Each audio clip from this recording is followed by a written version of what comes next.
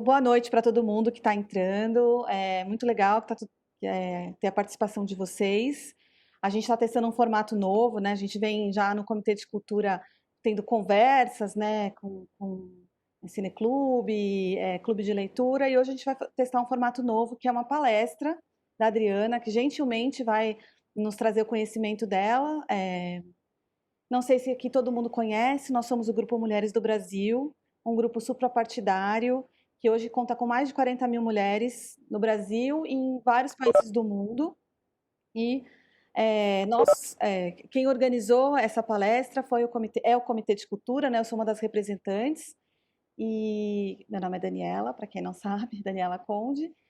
E a gente vem fazendo algumas ações pelo comitê, muito assim ligadas à literatura. A gente estreou agora o Cineclube. No final da palestra eu vou dar os recados com datas para quem quiser participar.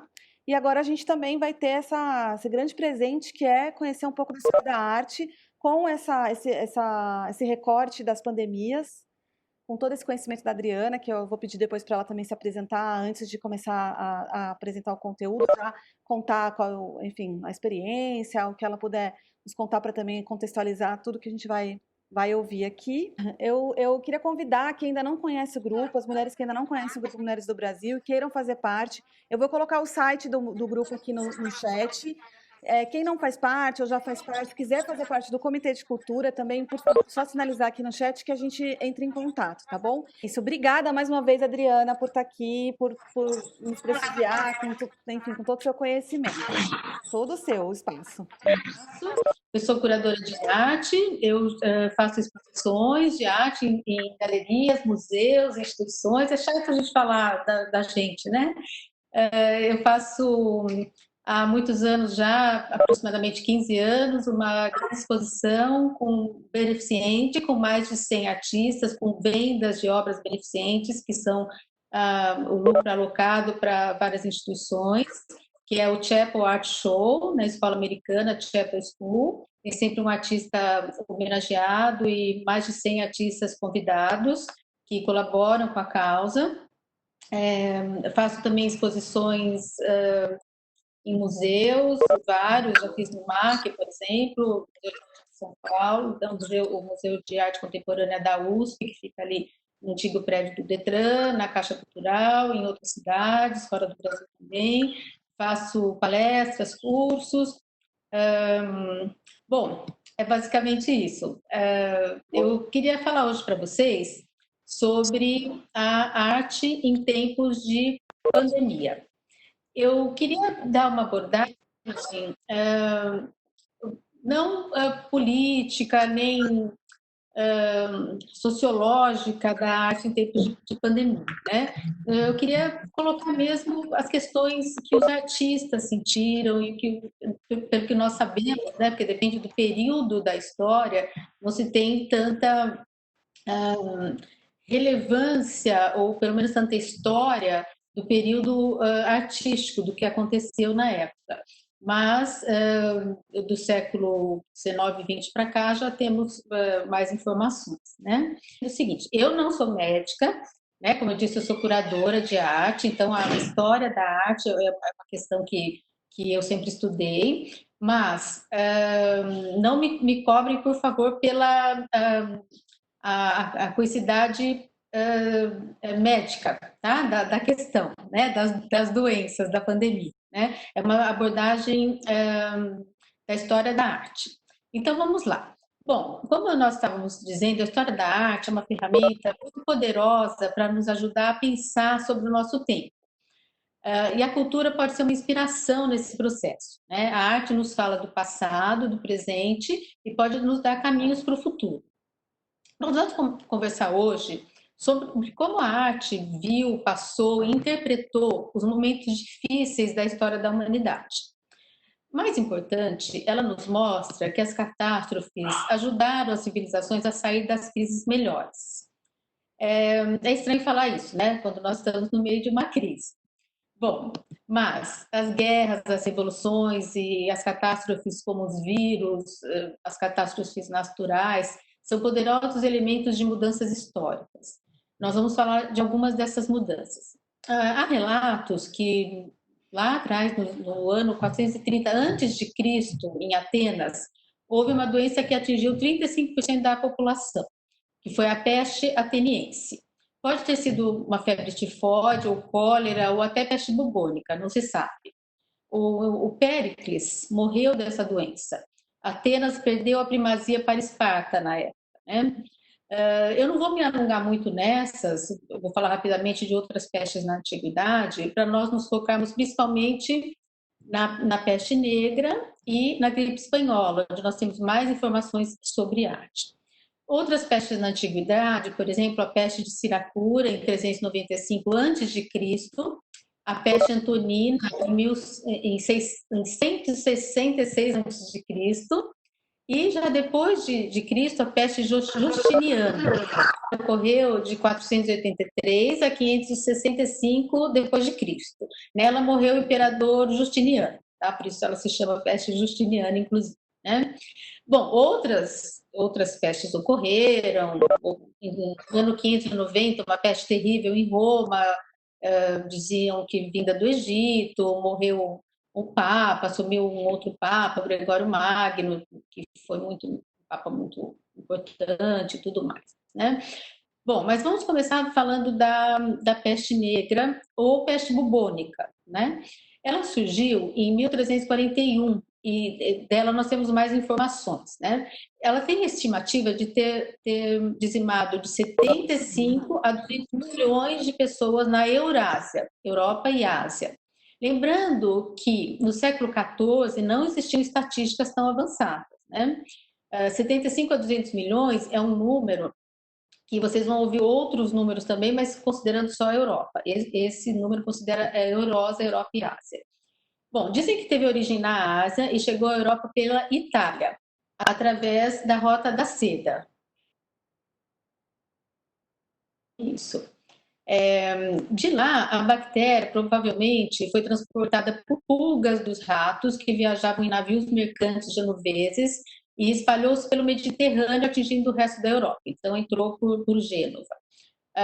Essa obra, Ilustração da Peste Negra, de 1411, a data de 1411, nós não temos, um pouquinho depois, então, né, do período da Peste Negra, que foi em torno de 1341, que ela começou, mas teve o seu auge entre 1347 a 1341, em 1351, desculpa, isso, 1347 e 1351, seu apogeu. Em 1411 tem-se essa ilustração, provavelmente foi para ilustrar algum material, né?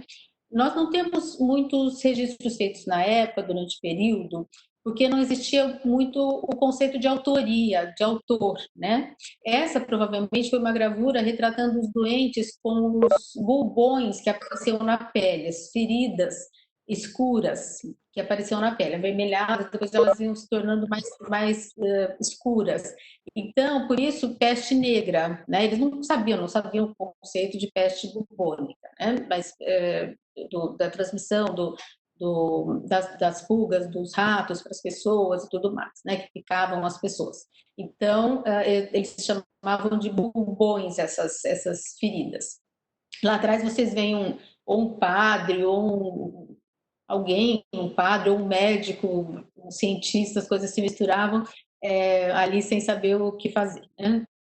Bom, ela teve o seu apogeu, como eu falei, num período de 4 anos, né? E um terço da população europeia, agora estou falando da Europa, foi dizimada. A próxima gravura é uma gravura satírica, tá? Feita pelo Paulus First em 1656, já no século XVII. A gente estava no século XIV, né? Naquela manifestação na Eurásia da peste bubônica, né? Ela se chama Dr. Schnabel von e em 1656, o Paulus First de Nuremberg fez essa gravura com relatos e com um desenho de um médico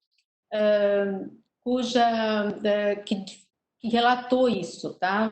Referente a um outro momento, porque houveram outros surtos de peste bubônica.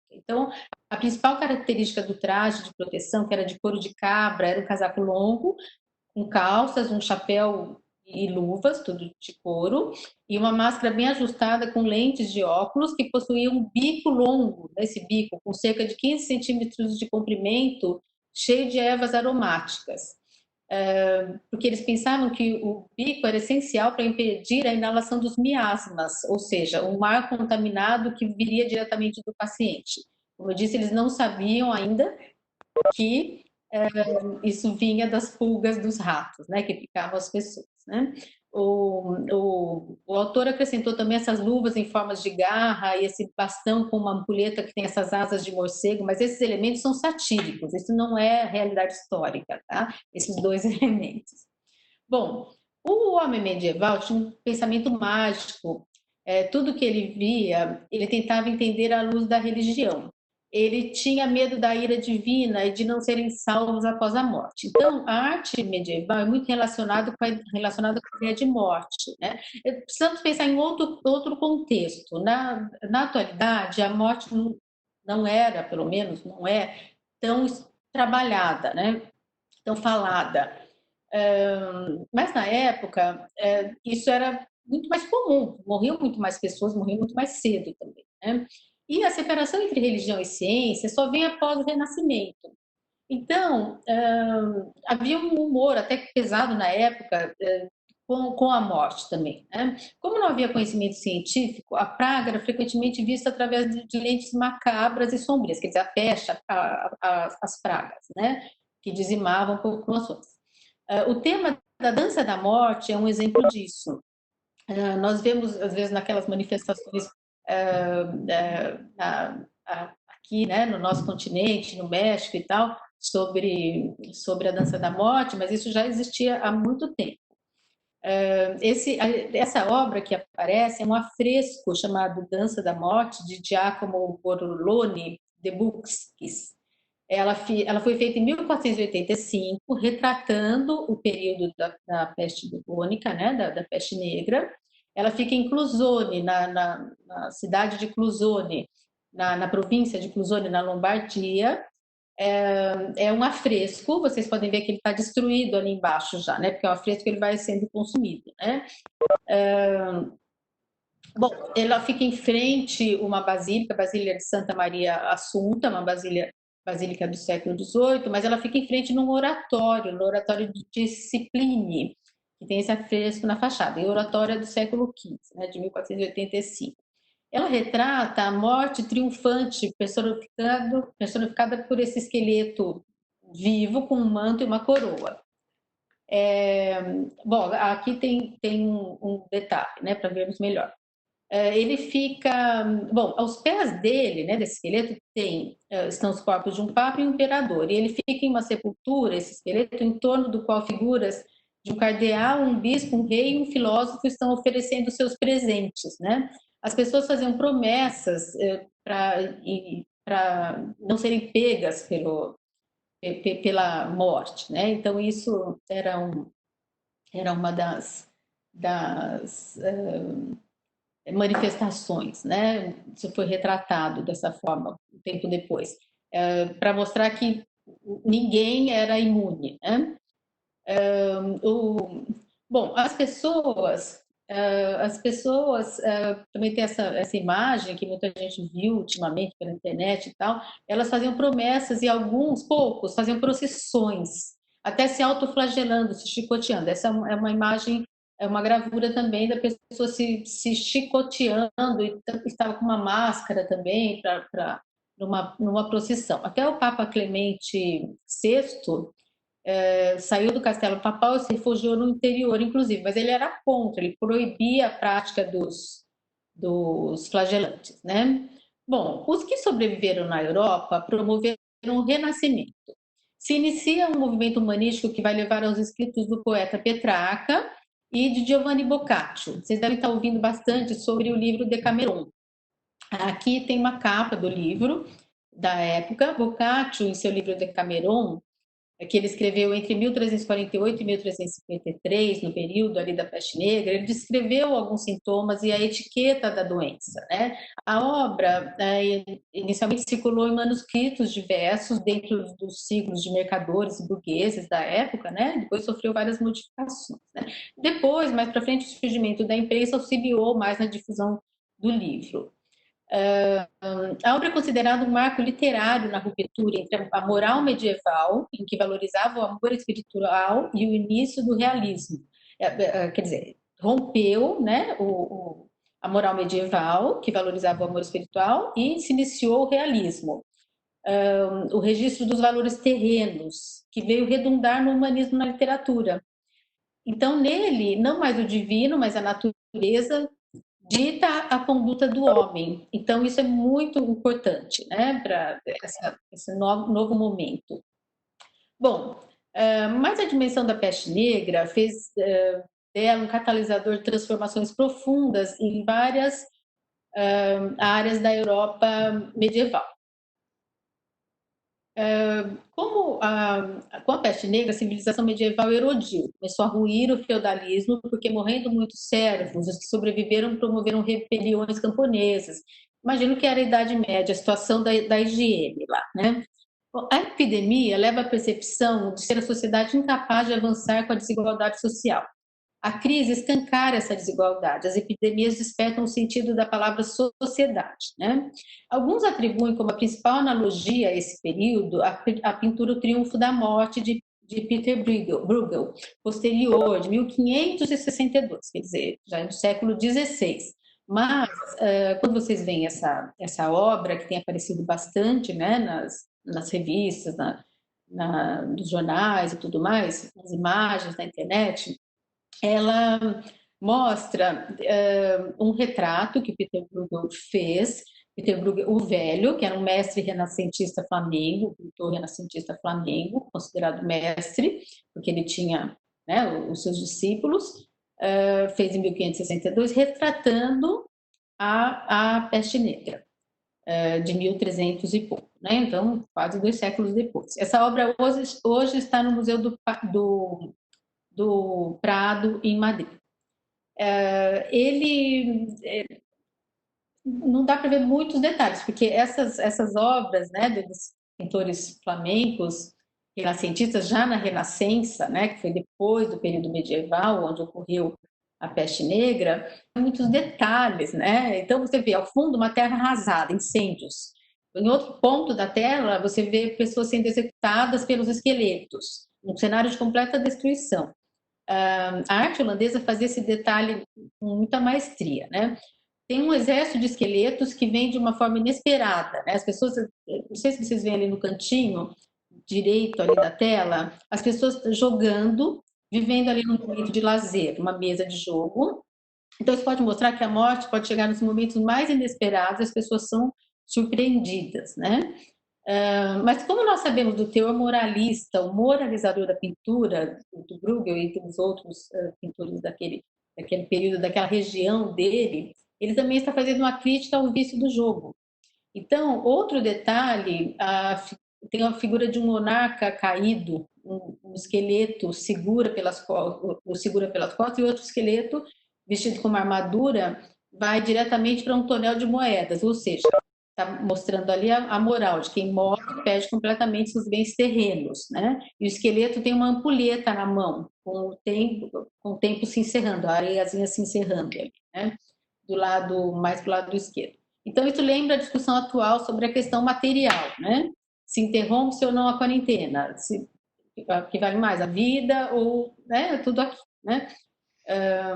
Qualquer semelhança, então parece que as coisas se repetem. Bom, a peste negra criou uma série de convulsões religiosas, sociais e econômicas. Mas as artes reagiram com muita intensidade, não exatamente no período, mas no período depois. No século seguinte, o humanismo que se desenvolveu ali no período se consolidou. Ainda no século XIV, foi possível observar mudanças dos padrões estéticos que vieram a reboque do novo modo de pensar. Nas obras de Donatello, a presença dos putti, que são meninos, figuras angelicais em movimento, surgia como um elemento de quebra do rigor, imprimindo ritmo e sensualidade às esculturas. Vocês já vão ver. Elas tornaram-se tão recorrentes depois que esses anjos, que depois foram chamados de Cupido mais para frente, consolidaram-se. Vocês já vão ver essa figura, né? Então, isso mostra que esse desenvolvimento, claro que foi no um século, 2 séculos depois, mas rompeu-se com aquela coisa da igreja, de ser tudo muito sério, e aí vocês conseguem ver a obra do Rafael Sanzio, a Madonna Sistina, foi feita entre 1512 e 1513. Essa peça de altar é uma peça de altar enorme. Foi encomendada em 1512 pelo Papa Júlio II, já século XVI, né, para a igreja de São Sisto, em Placência. Hoje ela está na Pinacoteca dos Mestres Antigos de Dresden, na Alemanha. Né? Mas vocês podem notar ali no pé da imagem, né, os putis, os querubins, né, os anjos. E essa imagem é mais ou menos como a Mona Lisa, né? Ela virou pop depois, né? Mas ela vem daí, vem dessa pintura, desse detalhe, da pintura Madonna, chamada Madonna Sistina, de 1512, 1513 ele terminou, né? É muito interessante, do Raffaello. Na esteira da exaltação da sensualidade, dos prazeres mundanos, passaram a frequentar a produção artística as figuras ligadas ao paganismo e a seres mitológicos, como Baco, que deixou de ser demonizado para tornar-se um ícone da boa-vida, e assim, o auge da conjunção do paganismo a seres mitológicos atinge seu ápice nessa obra do Botticelli, que mais de um século depois da pandemia, entre 1482 e 1485, ele pinta o nascimento da Vênus, que é o primeiro grande nu frontal, né, do Renascimento. Né? Que é assim, é uma coisa, claro que ele está usando ali, né, ele está usando ali a história mitológica, né, mas é a conjunção do pagão com a mitologia, né? E eles não precisavam se prender mais tanto aos caráteres religiosos, né? Bom, eles faziam, sim, muito por encomenda, né, para a igreja e tudo mais, mas eles tinham essa liberdade, eles romperam com os padrões feudais da época medieval. Bom, já o próximo slide, eu vou falar um pouquinho do Da Vinci, que ele foi o próprio homem do Renascimento, né, o protótipo do Renascimento. Nós podemos aprender muito com ele, nem tenho o que falar do Leonardo da Vinci, né? Ele tinha um amor profundo pelo conhecimento, e isso caracterizou muito o Renascimento. Ele atuou como pintor, escultor, arquiteto, engenheiro, matemático, botânico, geólogo, cartógrafo, físico, mecânico, inventor, anatomista, escritor, poeta, músico. Essa obra, o desenho, o estudo do homem vitruviano de 1490, é um estudo que ele faz em cima de um desenho de Vitrúvio, né? Está intimamente relacionado com a filosofia humanista e o conceito do antropocentrismo. Nós temos a tomada do pensamento racional aí. Nele, o homem torna-se o centro do mundo, em contraposição ao teocentrismo que existia anteriormente, na qual Deus está no centro do mundo. Então, isso explica muito do Renascimento, né? Bom, houve também a apogeu de Michelangelo, da beleza, da perfeição. Os contemporâneos deles eram Maquiavel, o escritor, o William Shakespeare, né? Esses artistas chacoalharam a Idade Média, nós podemos dizer assim, né? Bom, a praga retornou várias vezes como surtos até o início do século XX, tá? Aquele foi o período mais forte, né? Que eu falei no século XIV, mas ela retornou várias vezes, tá? Como surtos. E essa obra, por exemplo, feita pelo Jacopo Tintoretto, que é San Rocco Rissana Gliapestate, de 1549, século XVI, foi feita em Veneza.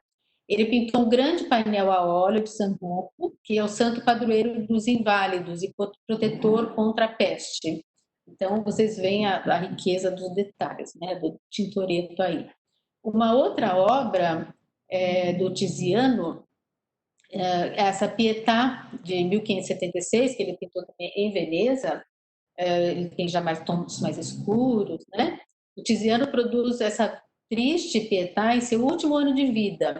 Ele retrata a si mesmo e o filho Horácio, que está ali do lado, de pé, rogando pelas próprias vidas. Eles estavam contaminados pela doença, pela peste bubônica.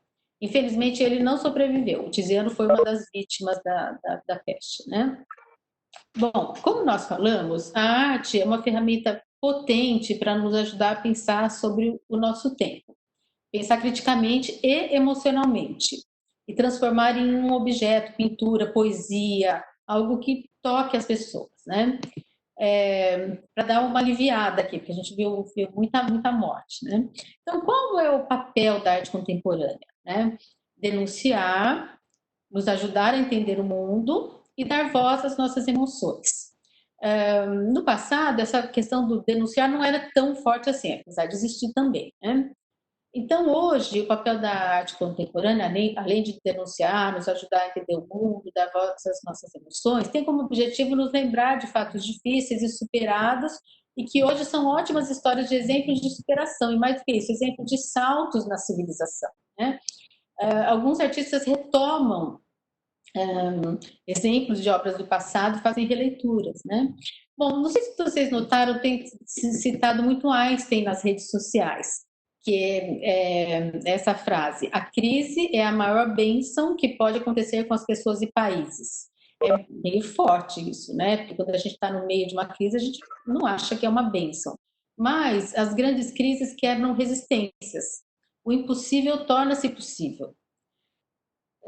Eu fiz esse respiro para a gente entrar num outro grande momento de mudança, que foi a gripe espanhola, que ela aconteceu mais recente, já no século XX, início do século XX, entre 1918 e 1920. Ela aconteceu em 3 ondas, ainda durante a Primeira Guerra Mundial. Bom, a sua origem até hoje não é exatamente oficializada, mas teria surgido na Ásia ou, que é a versão mais provável, em campos militares no interior dos Estados Unidos, cujos soldados ali em treinamento depois foram para a Europa e levaram o vírus para as trincheiras, e de lá se espalhou. O nome, então, não tem nada de espanhola. O nome gripe espanhola é atribuído ao fato de que a Espanha, que era neutra durante a guerra, ela não estava participando da Primeira Guerra, então ela era mais democrática no período em relação à imprensa, com a imprensa livre. Ela reconheceu a gripe como um problema e permitiu a divulgação das informações epidemiológicas sobre a doença. Então, o nome ficou gripe espanhola, porque saiu a informação da Espanha, mas ela não surgiu ali na Espanha. Tá? Após a guerra e durante a epidemia da gripe, que dizimou em torno de 100 milhões de pessoas, o mundo se transformou, a arte se revolucionou. Já nesse início do século XX, nós tínhamos muito mais trânsito de pessoas pelo mundo. Né? Infelizmente, faleceram alguns artistas. Nós temos aí, nós vamos mostrar agora o exemplo de uma obra de um pintor, do Gustav Klimt, que ele viveu de 1862 a 1918, até o comecinho ali do período da gripe. Ele foi um pintor simbolista austríaco, um dos fundadores do movimento da Secessão de Viena, que recusava a tradição acadêmica nas artes. Né? Ele ficou conhecido pelos seus belíssimos retratos sensuais da elite de Viena e por essa obra O Beijo também, né? Que vocês devem conhecer. Ele recorria ao detalhismo com a técnica da folha de ouro, criando obras belíssimas. Né? E ele fez também essa obra, A Vida e a Morte. Ele também sondava muito com a morte, como nessa obra. Né? Ele, infelizmente, foi um dos artistas que não resistiu à gripe, faleceu com a gripe espanhola. Né? Vamos falar também do austríaco Egon Schiele, que viveu entre 1890 e 1918, também esse período da gripe. Assim como seu mentor Gustav Klimt, ele era um discípulo do Klimt, foi um discípulo do Klimt, apesar de quando ele faleceu, ele já tinha sua vida independente, ele teve a carreira abruptamente encerrada no auge da gripe espanhola, né? Ele tem uma obra maravilhosa, aí é um retrato dele já bem magro, né? Ele revolucionou também a arte ali no período, ele tem um trabalho muito forte, né? Ele tem uma obra maravilhosa, essa que aparece, que pintou tendo como modelo uma amante anterior ao casamento dele, que e ele intitulou essa obra de O Homem e a Donzela. Vocês veem que tem uma mulher abraçada ali e um homem de preto, né? Ela era uma modelo e amante dele, antes do casamento dele, e ela morre vitimada pela gripe espanhola. Quando ele recebe a notícia, no meio de uma exposição, onde a obra estava exposta, essa obra estava lá, ele muda o título da obra, ele estava escrevendo, assim, na hora da inauguração da exposição, ele estava escrevia à mão as etiquetas das obras para colocar ao lado das obras, né? Ele muda o título da obra, ele fica muito abalado e muda para A Morte e a Donzela. Não deixem de ver o filme A Morte e a Donzela, The Death and the Maiden. É lindo esse filme, conta toda a vida dele, né? Do início até a morte dele, né? Tem uma outra obra do Egon Schiele, que é essa que aparece agora, A Família, de 1918, inacabada, ele não chegou a acabar, também maravilhosa, onde ele se retrata a mulher dele e uma criança que não era filho dele. A mulher dele está grávida nessa imagem, mas essa criança não é o filho dele, é uma criança que ele pegou ali para servir de modelo no prédio dele. E é muito pungente essa obra, acho muito linda, porque seria o ideal de família para ele, só que ele faleceu 8 meses após o Klimt, né, o primeiro mestre dele, e 3 dias após a sua esposa grávida de 6 meses.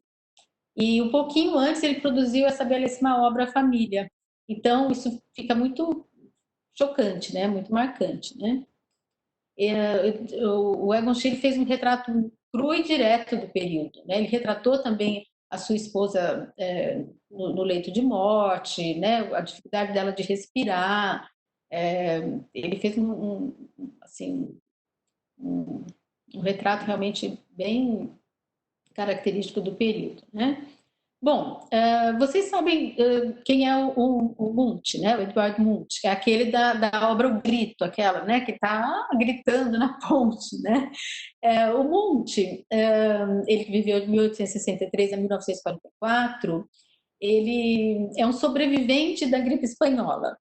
Ele, convalescente da gripe, ele decide registrar aquele momento pintando o autorretrato depois da gripe espanhola, que é o título desse autorretrato, em 1919. Então ele está convalescendo, por isso que ele está no quarto dele, com esse cobertor, com essa cara e tal, que é a cara, é o rosto característico do Grito, né? Que é ele. O Grito ele fez antes. Alguns dizem que o Grito é um retrato da gripe e tal. Não é, né? Ele fez antes, ele tinha vários problemas, ele teve uma irmã que faleceu, a mãe que faleceu, né? E ele tinha muitos problemas psicológicos, mas essa obra ele fez realmente convalescendo da gripe espanhola, né?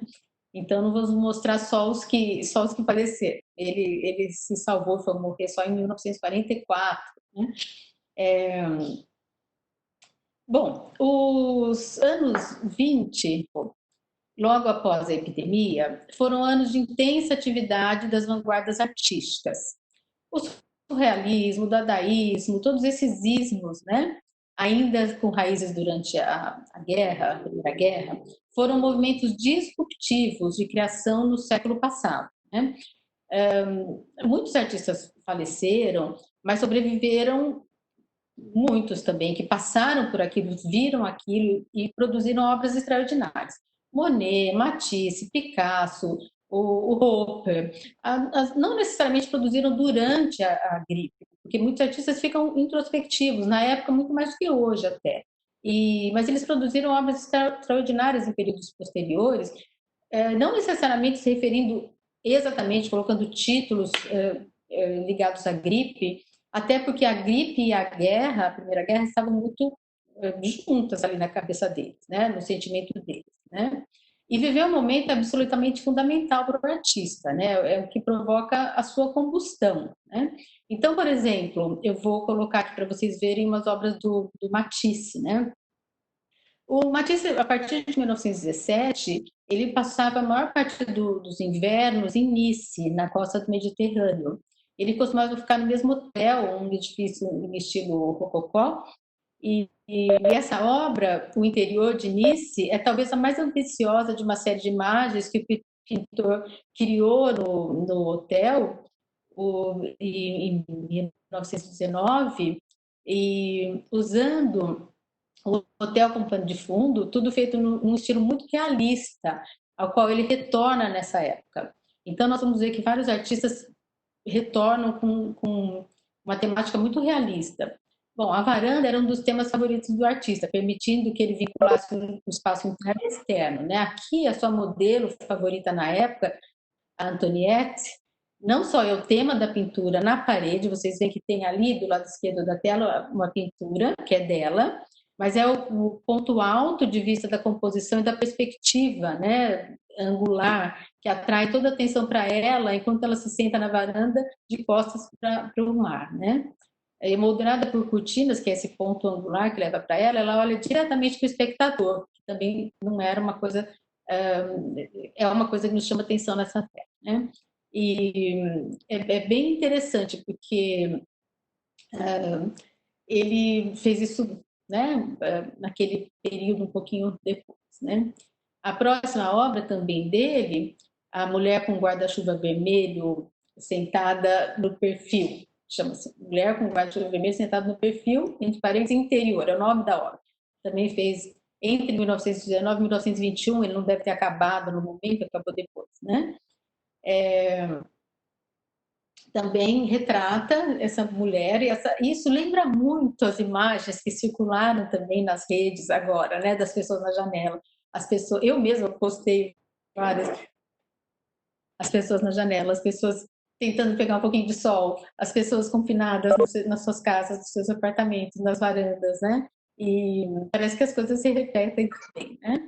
E tem mais uma que ele pintou no período, chamado O Artista e Seu Modelo, de 1919, né? Ele se autorretrata ali no cantinho esquerdo e também tem uma obra dela na parede.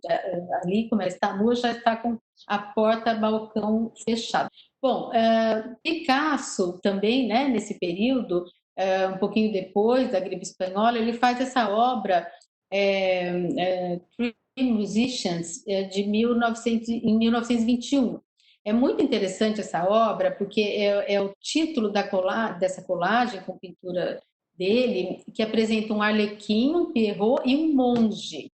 E essa obra é muito significativa do período porque ela representa o Picasso como o Arlequim, o Guilherme Apollinaire como Pierrot e o Max Jacob como o poeta, né, Apollinaire, e o Max Jacob como o monge. Né? Mas por que isso? Né? Eles foram amigos íntimos de Picasso. E o Apollinaire morreu com a gripe espanhola em 1918 e o Jacob decidiu entrar para o mosteiro em 1921, quando o Picasso fez essa obra. É muito interessante isso, né? Na verdade, ele fez duas, né? Uma está atualmente no MoMA e a outra está no Museu da Filadélfia, duas bem parecidas, mas é bem um retrato do período para ele, né? Os Three Musicians. Não sei porque Three Musicians, provavelmente ele identificava os colegas, né? Os poetas colegas muito próximos a ele com música, e o Arlequim, o Pierrot eram recorrentes na obra dele, e o monge, porque o Jacob entra para um convento em 1921, um mosteiro, na verdade, em 1921, né? E o Apollinaire morreu com a gripe em 1918. Então, essa é uma obra do Picasso, tem muitas outras, mas essa eu achei interessante para trazer para vocês, né? Bom, levando já para os artistas americanos, né, outras obras que vêm circulando bastante nas redes são as obras do Hopper, Edward Hopper, pintor americano de Nova York, que tem um trabalho extremamente melancólico. É impossível observar sua obra e não sentir que a época para o artista era difícil e havia pouca esperança. Eu tentei pegar as primeiras duas obras que eu vou mostrar mais da época mesmo. Então, nós temos essa, né, da costureira, né? E a próxima na janela, né? Aquela coisa da janela, né?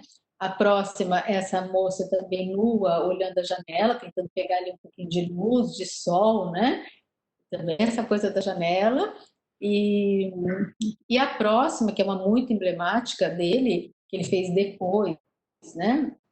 Que é essa coisa das ruas vazias, as pessoas distantes e tal. Não digo que foi especificamente feita na época por causa de um distanciamento social, porque ele fez na década de 40, mas um pouco depois. Mas ele tinha isso, né, de retratar as pessoas sozinhas, as casas longe, né? Isso lembra muito o nosso período, né? Bom, agora vamos falar de coisas boas, né? Vamos falar sobre a arte que está se fazendo hoje. Deixa eu trazer aqui para mim.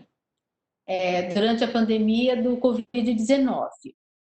Eu acho que não vão ocorrer grandes mudanças na arte pictórica, de formatos, exceto que elas passarão a ser mais virtuais, né? Elas passarão a ser feitas mais na rede, para a rede, né? Os materiais de arte serão cada vez mais recicláveis, o que já era uma tendência. Além disso, outra tendência que já ocorria é que o papel social da arte já estava cada vez mais presente e vai continuar cada vez mais presente, né? Nós iremos ver que serão mudanças diferentes das que falamos anteriormente.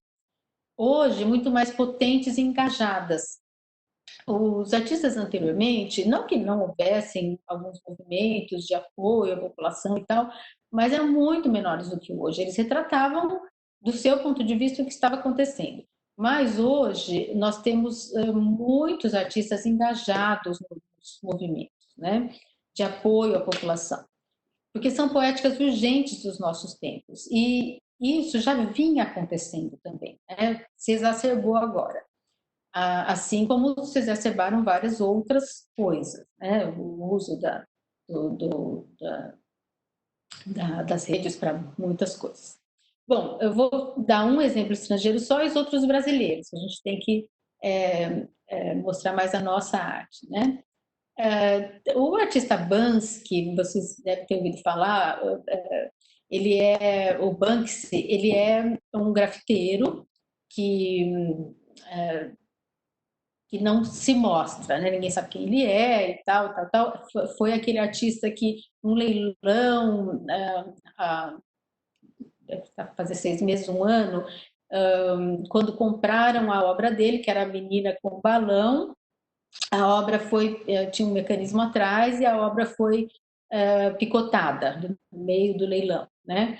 E foi um escândalo e tal, tal, tal, né? A anti-arte e tal. Bom, esse artista inglês, que ele sempre usou o grafite como denúncia social, ele sempre fez isso, né? E ele doou esse desenho que está aparecendo aí, foi uma homenagem, que é uma boneca enfermeira como super-heroína. Então, a criança está ali brincando no cesto de brinquedos, tem o Batman, tal, tal, tal, e ele pega a boneca enfermeira. E ele doou esse desenho para um hospital em Londres, e esse desenho vai ser leiloado.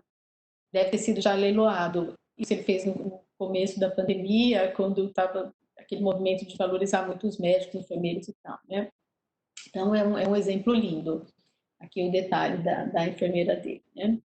Agora, por exemplo, um artista também grafiteiro brasileiro, Cobra, ele já fazia homenagens com seus grafites, né? E, nesse caso, ele colocou com máscaras crianças de vários países e com símbolos ali dos países, né? Então, quer dizer, não é uma novidade, ele já fazia essa homenagem, ele direcionou para o momento que a gente está vivendo, que ele está sentindo, né? Já um outro artista de Curitiba, o Marcelo Conrado, ele faz apropriação de fotos de bancos de imagens e frases, né? De também contemporâneo. E ele é pintor também, mas ele tem essa série e ele fez o seguinte, e essa que eu vou mostrar primeiro, mostra os médicos correndo, médicos e enfermeiros, né, com essa marca, e essa frase, e se não houver outra vida, essa você viu? Ele fez isso antes da pandemia, mas é muito atual, né? E é, a próxima, o endereço mais difícil é o lugar do outro, também muito atual, né? Bom, então essa apropriação que ele faz, que é uma coisa muito contemporânea, de fotos de bancos de imagens com frases. O Marcelo também com formação, ele é advogado, além de artista, é professor também da Universidade Federal do Paraná, e ele faz uma pesquisa sobre direito de uso de imagens. Então, isso tudo está cercado por isso, né? E esse endereço mais difícil é o lugar do outro, escrito ali naquele ônibus, eu acho muito. Não é uma coisa de agora, né? Já existia esse problema, mas isso se exacerbou agora com a pandemia, né? Bom, já o Eduardo Surur é um artista que faz intervenções urbanas já há muitos anos, já as fazia. Ele produz obras com plásticos recicláveis, ele faz intervenções nas cidades, no Brasil, fora do Brasil. Agora, nesse caso, ele traz informação, conscientização com essa obra, por exemplo, né? É uma obra que ele fez pelo Instagram, pedindo atenção, paciência, calma, coragem, silêncio e tal, no início da pandemia, escrevendo isso na máscara, né? Quando as pessoas ainda não estavam aderindo ao uso da máscara, bem no comecinho, né? Então, foi uma obra na rede, fotografia dele, com essa, eu acho muito impactante, muito forte, né? Trazendo essa conscientização, né? Uma outra artista que eu gosto muito, acompanho o trabalho dela há mais de acho que 20 anos, a artista Ana Teixeira, ela criou um projeto Convivendo 2020, fazendo projeções do apartamento dela em prédios vizinhos, de frases, de denúncias ou frases poéticas sobre o momento atual. Frases dela ou de outros artistas convidados, inicialmente dela e depois de outros. Essas são dela, que ela pensou, né? Qual é a cor da saudade? Foi bem no comecinho da pandemia, ela foi, que eu saiba, a primeira a fazer essas projeções, né? E a prova é preciso estar atento e forte. Imagina isso, qual a cor da saudade e é preciso estar atento e forte, entre várias outras. Deixa eu voltar aqui para mim. Entre várias outras frases, bem no comecinho da pandemia, né? Bom, então, a arte, ela tem como objetivo informar, conscientizar e entreter também com essa poética toda, né? Arte poética. Alguns artistas também entram também com a questão de arrecadar fundo para as causas do Covid, né? Nós estamos vendo muitos movimentos sobre isso. Eu não vou me alongar, eu vou tentar passar rapidamente, porque são muitos mesmo. Eu não consegui colocar, não vou conseguir falar de todos, mas vou falar de vários, né? Por exemplo, eu vou colocar aqui sobre um jovem fotógrafo, o Nico Seva, que doou 100% da venda das suas obras, acho que não entrou ainda, para o Instituto, aí uma delas é uma fotografia, né? Ele doou 100% da venda dessas suas obras para um instituto chamado IBI, chamado IB, vamos chamar de IB, criado por uma colecionadora para atender crianças de famílias em situações de risco, residentes na região da Cracolândia. O Instituto tem outras ações, mas essa é uma que estava fortemente sendo trabalhada agora, e esse instituto tinha atividades after school para essas crianças, né? Elas iam para o colégio, para a escola ali na região de manhã, e à tarde elas iam ter atividades artísticas nesse espaço, né?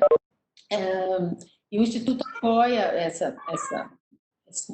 espaço, e como é na região da Cracolândia, a escola parou, as crianças ficam em casa ali, né, com os pais, ou quando tem casa, né?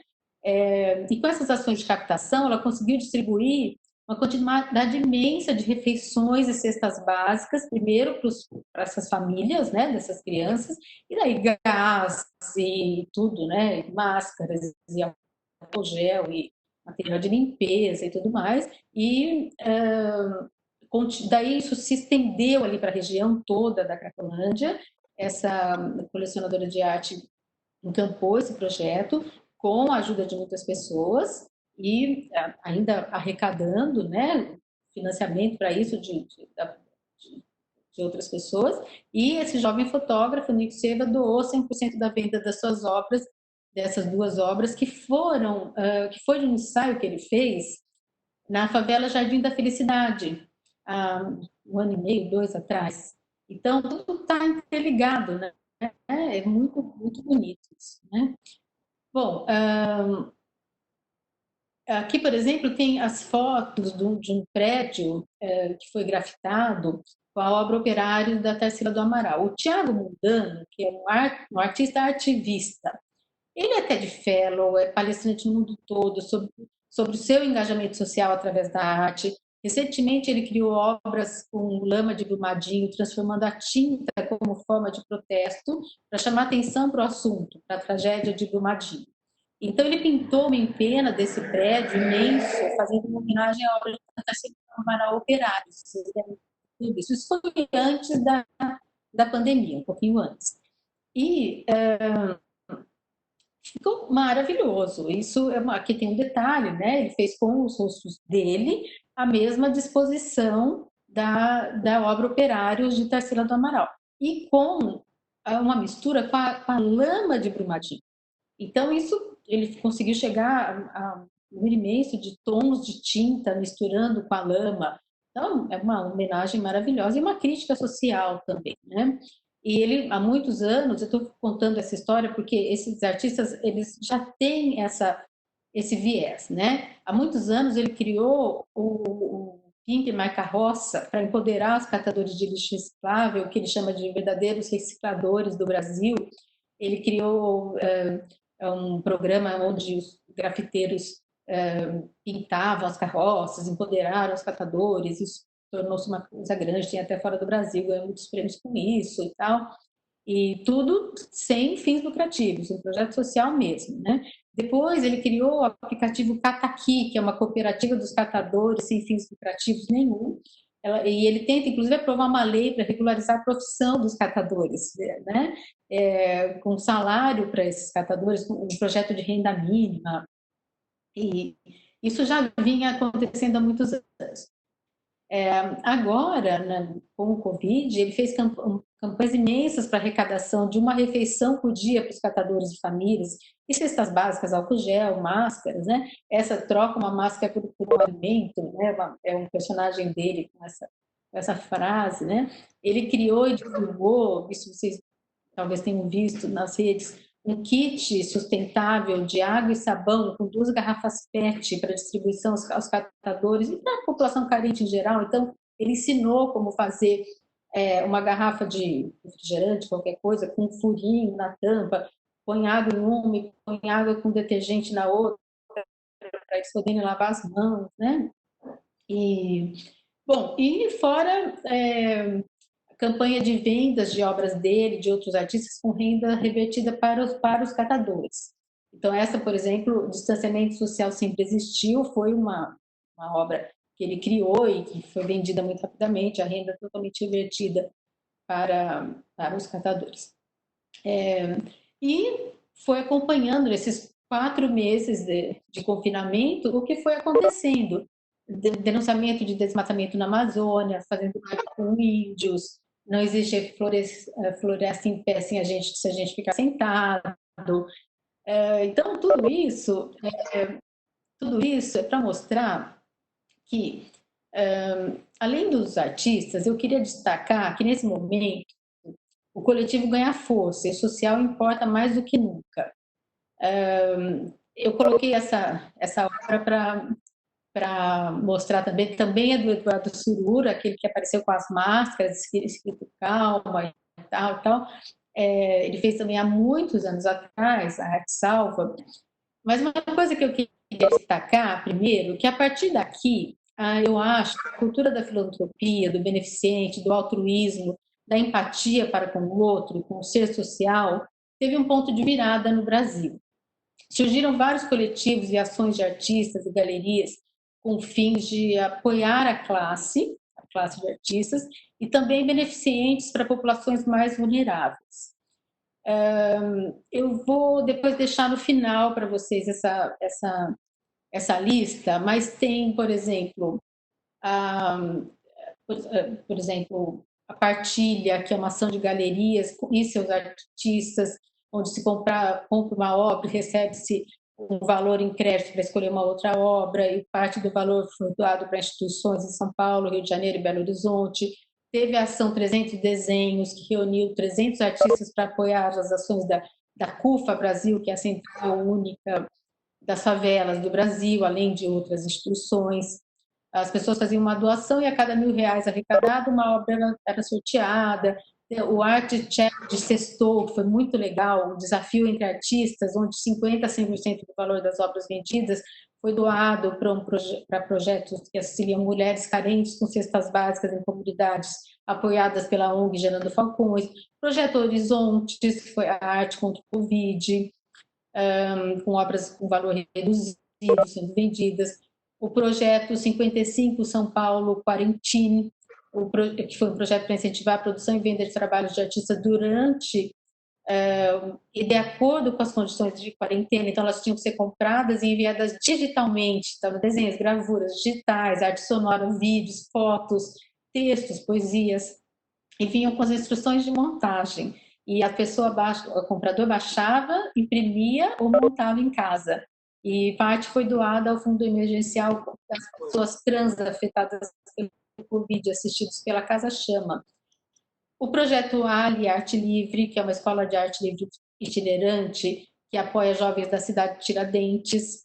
Quarentena Books, um projeto de livros de fotógrafos produzidos durante a quarentena, com o valor da venda revertido para grupos vulneráveis. Projeto de fotógrafos de vendas de fotografias, como apoio a assistentes de fotografia, que é muito interessante também. A Feira Parte divulgou esses artistas nas suas redes.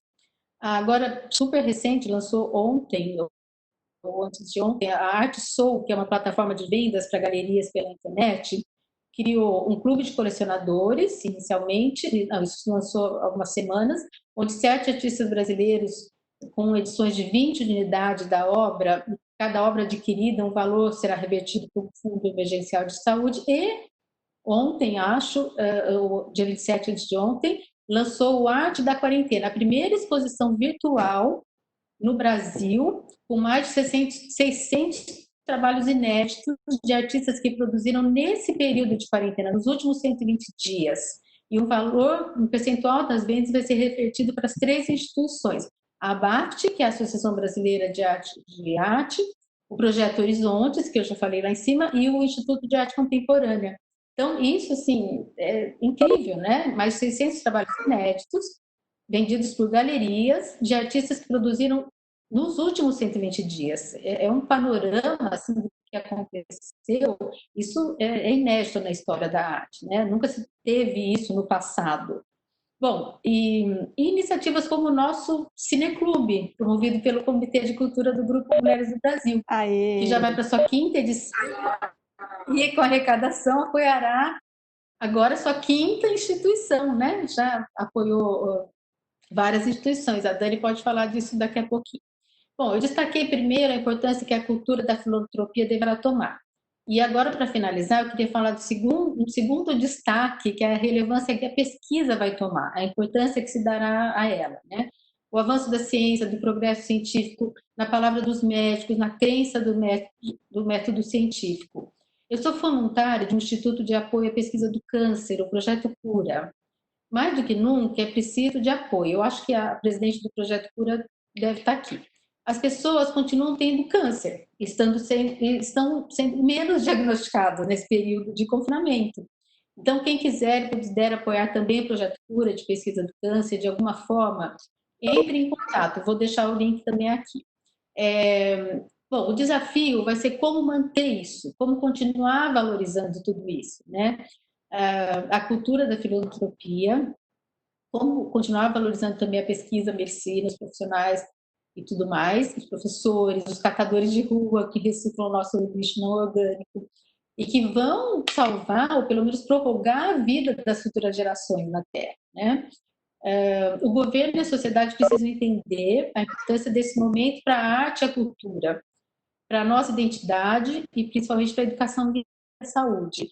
E para finalizar, gostaria de dizer que após tantas semanas de quarentena a nível mundial e tensões na alma, né, que nós sentimos, a arte está aí para nos salvar, como dizia aquela boia do Eduardo Surura, a arte salva, né?